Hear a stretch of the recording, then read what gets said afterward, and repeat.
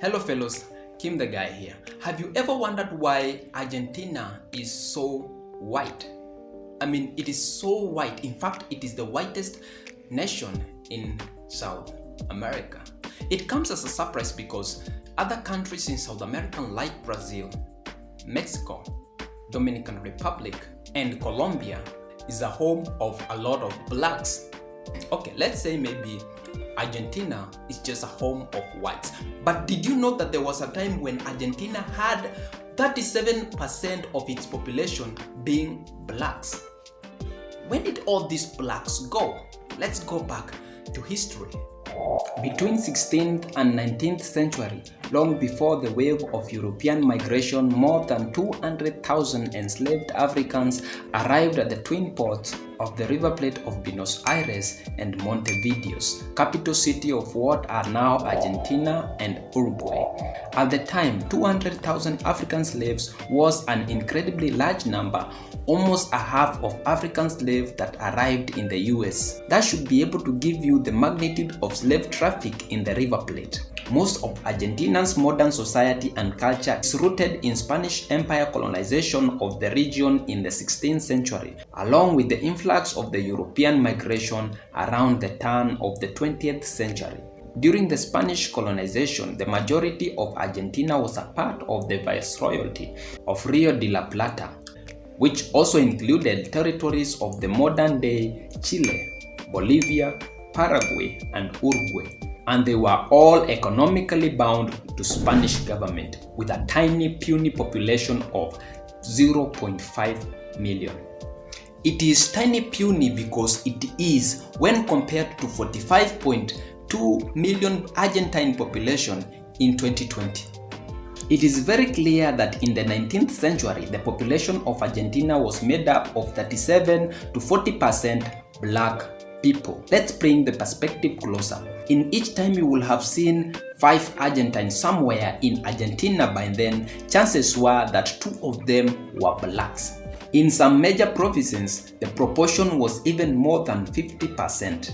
If that is so, how then, why and in what way did Argentina manage to become the whitest nation in South America, with an incredible of 97% of its population being white? Is it by chance, just a mere accident? No. Think again. Trust me when I argue that Argentina worked very hard to make sure that its population stayed pure, and by pure I mean white. What really happened to Afro-Argentines was inhuman, and the government actually needed it to whitewash its population. Domingo Faustino Sarmiento, who was the Argentina's president from 1868 to 1874, instituted highly oppressive and deadly policies to eradicate black people. It is believed that he segregated the black community from European descendants, denying them decent infrastructure and healthcare, where a large number of them was wiped out by diseases such as cholera and yellow fever. Sarmiento also forced the recruitment of Afro-Argentines men in the army to fight Paraguayan War in 1864. The war impacted the gender balance so severely that Afro-Argentine women were forced to have kids with the white. The belief that black ancestry or descent does not exist in Argentina is understandably expected from a country that claims so much whiteness in its population. This does not affect the fact that black community existed in Argentina and was erased, and the fact that this important piece of history is missing in Argentinians' books of history and in Argentine schools' curriculum shows how racism is still a part of Argentina's culture. Disappearance of the blacks occurred in different ways. These combined methods demonstrated act under the umbrella of whitening. Whitening is simply re-imaging a race towards whites. Whitening made sure that some society privileges are supplied more to whites than blacks because blacks were considered inferior to whites. It is an over-exaggeration to claim that the war against Paraguay In 1864, and war against Spanish colonization, which started in 1810 to 1816, the year Argentina got its independence, solely account for the disappearance of Afro-Argentines. Even after the wars, the black population still made up about 1/3 of population.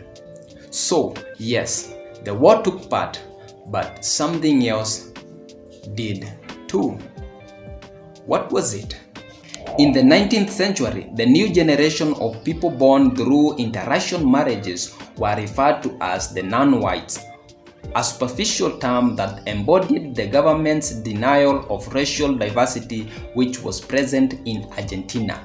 Non-whites were higher than blacks and the whites highest. That explained the need of blacks who sought interracial marriages to climb up the social ladder. Afro-Argentines led very poor and low standard life. They were not allowed in university. White kids had longer number of schooling years than blacks, and out of poverty, the infant mortality rate was 6 times higher than that of the whites. The history of the black people and anti-blackness in Argentina is very long in Argentina, and the whiteness has been interlinked with economic power, political power, privilege, wealth, freedom, and education. Conversely, the notion of blackness has been associated with disadvantage, poverty, slavery, and slavery. It was during the construction of the Argentine nation that the whitening became law and the policy accepted by all or almost all white Argentines. The country ended the slave trade in 1812. Slavery itself was officially outlawed in 1853, although in Buenos Aires it existed until 1861. But considering the presidency of Domingo Faustino Sarmiento, which was long after slavery was abolished, his act to call for the white to populate and to govern the large resource-rich country, leaving African behind, it's an indication that slavery is one thing while racism is another fucking one, and the latter is the worst. This is how the government played racism safely. Many intellectuals and government officials claimed and still claims that there were no blacks in Argentina, so there's no way Argentina was going to be racist. But you and I so far knows that there were blacks in Argentina, and even today Argentina has blacks. It is surprising that until now, the figure depicted on the packaging of Blanca Flor has remained until now. Why? Because even now, black women, both enslaved and free, continues to work as maids, cooks, wet nurses, and caretakers. Blacks in Argentina today want recognition, representation, and respect. So that means they've never gotten any, at least not all of them. Effort of the black activists and scholars have led to National Day of Afro-Argentine Contribution to the nation and is celebrated in November 8th. Black activists, even now in 21st century, are still protesting against anti-blackness in Argentina, a proof that racism is still in play. So the next time you plan a visit or a trip in Argentina or to Argentina, remember that Argentina is just like any other place in countries like Germany, Italy, and Spain. Just remember that I appreciate your time.